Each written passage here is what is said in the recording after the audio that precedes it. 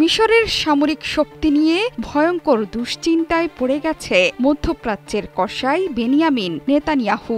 এভাবে নিষ্ঠুরতা চালিয়ে ইসরায়েল যে রক্ষা পাবে না তা স্পষ্ট করেই জানিয়ে দিয়েছে মিশর। ইসরায়েলকে দমনে সীমান্তের সিনাই উপত্যকায় সৈন্য আর সামরিক অবকাঠামো বৃদ্ধি করেছে কায়রো, এমন সংবাদ ফলাও করে প্রচারিত হচ্ছে ইসরায়েলি গণমাধ্যমে। ইসরায়েল জানে মিশর একবার খেপে গেলে নিশ্চিহ্ন হয়ে যাবে বেনিয়ামিন নেতানিয়াহুর দেশ, ধ্বংস হয়ে যাবে তার সব ধরনের জারিজুরি। এমনকি মার্কিন যুক্তরাষ্ট্র বাঁচাতে পারবে না ইসরায়েলকে। সে কারণে এখন মিশরের সেনা সমাবেশ নিয়ে ষড়যন্ত্রের পায়তারা করছে ইসরায়েল। দেশটি নাকি এরই মধ্যে যুক্তরাষ্ট্রের কাছে নালিশও দিয়েছে, যদিও এসবে পাত্তা দিচ্ছে না কায়রো।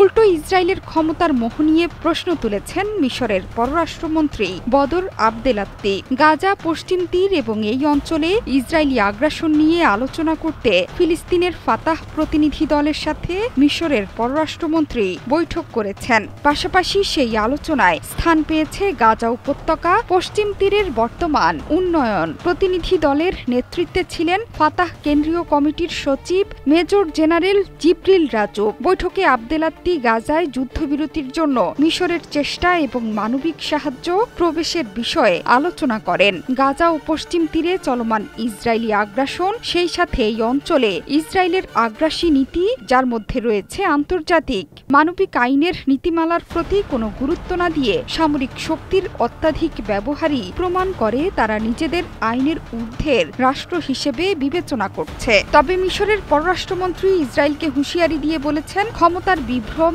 ইসরায়েলকে তার কাঙ্ক্ষিত নিরাপত্তা অর্জনে সাহায্য করবে না। তাদের নৃশংসতা কেবল ঘৃণা এবং এই অঞ্চলে প্রতিশোধের আকাঙ্ক্ষাকে উস্কে দেবে বলেও মন্তব্য করেন তিনি।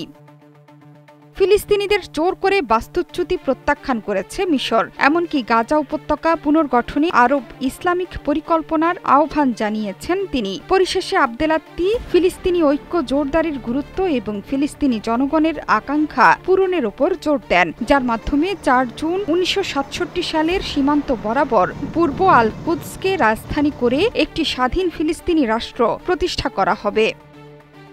কিন্তু ইসরায়েল যদি এভাবে বর্বরতা চালিয়েই যায়, তাহলে ফিলিস্তিনি রাষ্ট্র প্রতিষ্ঠা স্বপ্নই থেকে যাবে। সীমান্তে মিশরীয় সৈন্য জড়ো নিয়ে সপ্তাহের শুরুতে ইসরায়েলি গণমাধ্যমে দাবি করা হয়েছে, মিশর গাজার সীমান্তবর্তী উত্তর সিনাইতে সেনা উপস্থিতি বৃদ্ধি করেছে। শুধু তাই নয়, বন্দর এবং বিমান ঘাঁটিতেও নতুন নতুন অবকাঠামো তৈরি করেছে দেশটি। বৃহস্পতিবার বিষয়টি নিয়ে দেশের প্রতিরক্ষামন্ত্রী ইসরায়েল কাটজ মিশরকে হুঁশিয়ারি উচ্চারণ করে বলেছেন, মিশরকে ১৯৭৯ সালে ক্যাম্প ডেভিড চুক্তি লঙ্ঘন করতে দেবে না ইসরায়েল। মধ্যপ্রাচ্যে শান্তি স্থাপনে ১৯৭৯ সালের ২৬ মার্চ ঐতিহাসিক শান্তি চুক্তি করে মিশর ও ইসরায়েল। যুক্তরাষ্ট্রের মধ্যস্থতায় ওয়াশিংটনে সই হয় শান্তি চুক্তিটি। জোহরা চৌধুরী সেতু, ৭১।